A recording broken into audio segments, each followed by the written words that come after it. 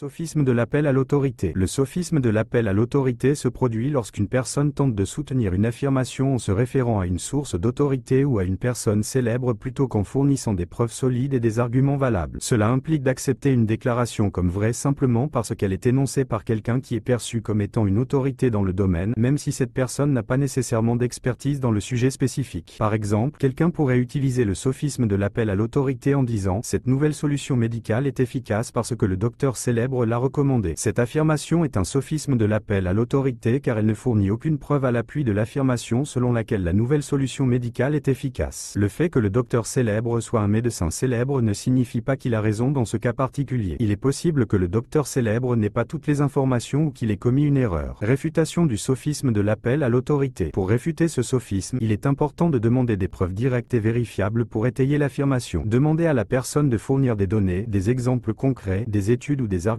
solides qui corroborent la déclaration, indépendamment de la personne qui l'a faite. Vous pouvez également souligner que même les experts peuvent se tromper et qu'il est préférable de se baser sur des preuves solides plutôt que sur des noms. Par exemple, si quelqu'un vous dit que cette nouvelle solution médicale est efficace parce que le docteur célèbre l'a recommandée, vous pourriez répondre « Je comprends que le docteur célèbre est bien connu dans le domaine médical. Cependant, il serait bénéfique de voir des preuves spécifiques qui soutiennent l'efficacité de cette solution médicale. Les données cliniques, les études et les résultats empiriques jouent un rôle essentiel dans l'évaluation de toute nouvelle approche médicale. Même les experts peuvent se tromper parfois, c'est pourquoi il est important de s'appuyer sur des preuves solides pour étayer nos conclusions. En mettant l'accent sur l'importance des preuves tangibles et en expliquant que même les autorités peuvent commettre des erreurs, vous encouragez une discussion basée sur des faits et des données plutôt que sur des noms et des titres. Cela peut contribuer à rendre la conversation plus positive et enrichissante pour chacun.